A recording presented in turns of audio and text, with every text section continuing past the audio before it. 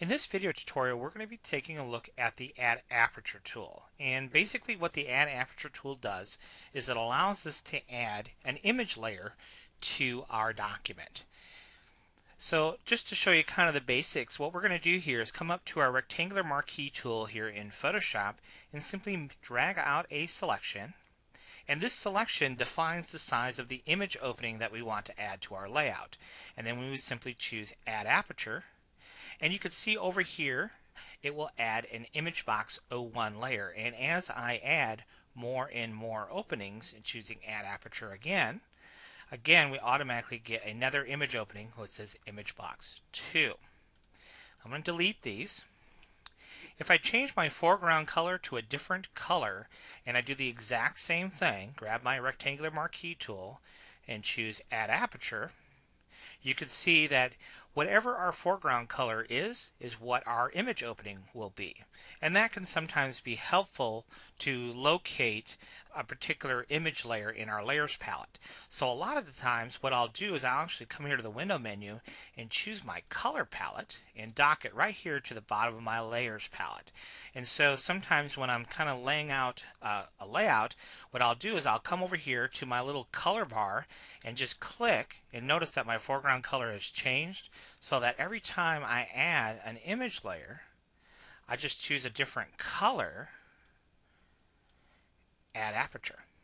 And you can see we get image box 1, 2, and 3, and by having these each a different color, not only are they visually easy to see here in the layout, but also in my layers palette it's also very easy to see. Also in my layers palette there's an option here when I click on this little tiny drop down, come down to panel options and choose this option, which is the largest thumbnail option. And this is where you can really see the impact of having the different colored image openings. It's just more easy to locate the exact layer that we want to work with. Now, also, when we're in our Move tool here in Photoshop, the Auto Select Layer option, as I click on each one of these image layers, see how it just jumps right to that layer. That's how we really want to be selecting layers in Photoshop, using that Auto Select Layer option. Alright, so let's talk a little bit more about the AddAperture tool and some of the various options. First of all, anytime we use the AddAperture tool, Insert Photo tool or Quick Divide tool, you're always going to get this red stroke. And if we don't want the red stroke, we have a few options. We could simply toggle off the word effects here in our layers palette. That will get rid of our stroke. We could also toggle off just the stroke if we wanted to. We could delete it in its entirety. Just drag it down to the trash can icon in the Layers palette. Or we could come under Layer Styles here in Pixel Creator Pro and choose the Hide Layer Style option as well. And essentially all that does is turn off the little eyeball next to the word effects.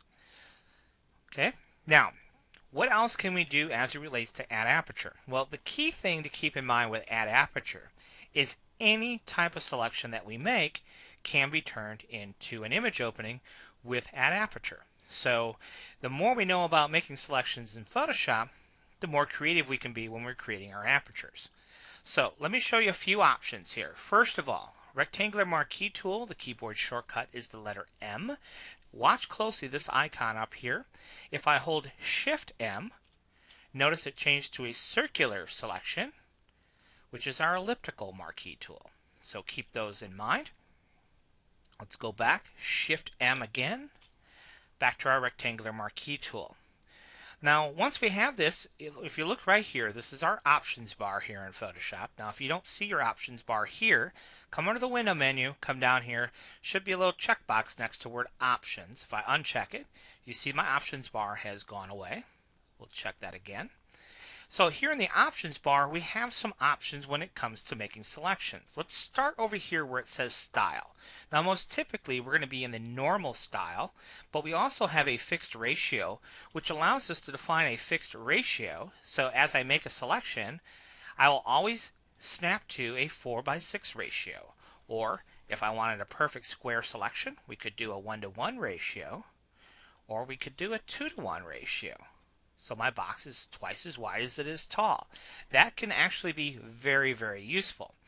The other option we have is a fixed size. Now, key thing to keep in mind here, when our rulers are visible, our rulers here are visible, we can see that we're in inches. If I switch to pixels, as I enter a value here in the width and height, let's go 200 by 200, notice it automatically says pixels. Okay, I prefer to work in inches when I'm doing album design. So if I switch over to inches and I hit 2020, notice it's 2020 inches. Let's go back to pixels for a moment. If you're the type that really likes to work in pixels, we can actually enter in 15 inches. Just type in IN and 15 IN, and we get a 15 by 15 selection. Okay, now it doesn't look like a 15 by 15 selection because our document is only 10 inches tall, but it is 15 inches wide, the selection.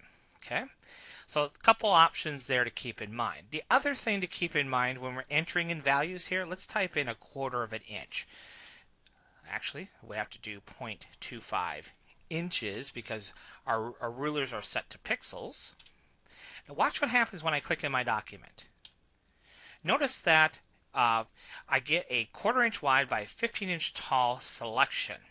And we can actually flip-flop these dimensions and click, and now we get a horizontal selection. So again, can be very useful. Let's go back to our normal style selection though and look at a couple other options here in the options bar. Now over here we have the option to create a new selection, add to an existing selection, subtract from a selection, or intersect with a selection. Now the two most common things aside from creating a new selection will be adding to or subtracting from a selection, and there's actually a keyboard modifier that is actually more useful than either of these two options, and I would really get in the habit of doing that. So let me show you an example. Let's start off with an elliptical selection. If I make a perfect circle, I hold down my shift key to make a perfect circle. I'm then going to come over here to the left of this circle and I'm going to draw out another one, but before I do so, I want to subtract from this circle. So I hold down my Alt key or Option key for you Mac folks. And notice that little minus that appears. I'm going to click and draw, and as soon as I begin clicking and drawing, I can let go of my Alt key or my Option key. Holding down my Shift key will constrain to a perfect circle.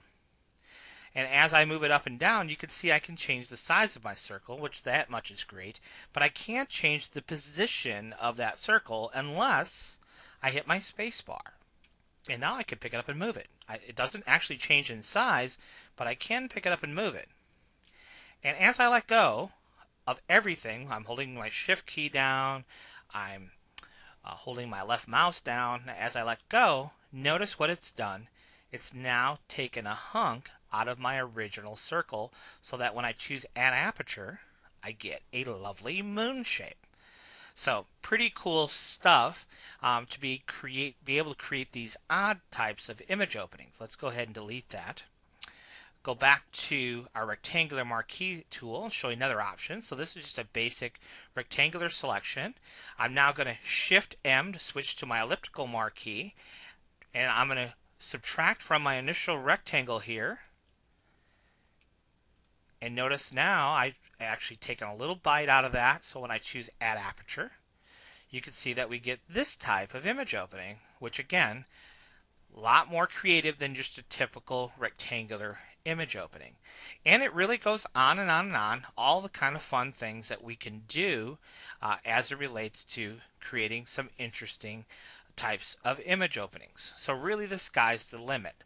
Another example might be to make an elliptical selection, and then I'm going to hold down my Shift key to add to a selection. And as I choose AddAperture, we have one image opening, but we have 3 little image areas to populate.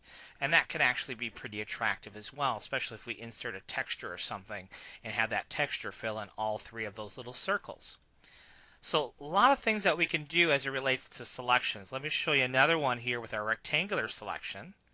I'm going to hold down my Shift key to add to, and I can then hold my space bar key to move over, and then my Shift key again to add to, space bar to move over, and I'm just going to make this a little bit thinner, and then one more Shift key to add to, spacebar to move it over, and pull it up. Interesting type of image opening when I choose AddAperture. You can see what type of image opening that we've created, a lot more visually interesting than just a standard type of image opening. So again, it's just a matter of getting comfortable with the various options here inside Photoshop. You can create all kinds of very interesting types of image openings. Now, aside from that, we also have our lasso and polygonal lasso tools, which we can use to create different types of selections. That can also be kind of interesting. And if I choose AddAperture, then of course we get this kind of wild star-shaped image opening. Back over here to our elliptical marquee tool, we have a feathering option, which is kind of fun. So if I hit 200 pixel feather, as I draw out an oval shape and I choose AddAperture, we get this really nice soft edged image opening. Now we always get this red stroke. Remember we talked about that earlier. So let's just turn that off, and now you can see we have a really nice soft edged image opening. So just a lot of flexibility in the different types of image openings we can make with this AddAperture tool. Now there is one other option here that we haven't talked about, and that is the mask tool here inside Photoshop as it relates to text. So for example, I could type in the word Kevin, and let me select that, and let's make it much larger. Let's go, say 800 pixels. And we'll just go ahead and notice that we have a selection of just the word Kevin, and as I choose AddAperture, it will actually create an image opening that I could then insert an image or a texture or something into the word Kevin. So lots of options there with AddAperture, but definitely get familiar with Photoshop's different selection tools and how to add to and subtract from selections to create a lot of different types of interesting image openings, and see how creative you can be with the different types of image openings you can create using Photoshop and Pixel Creator Pro.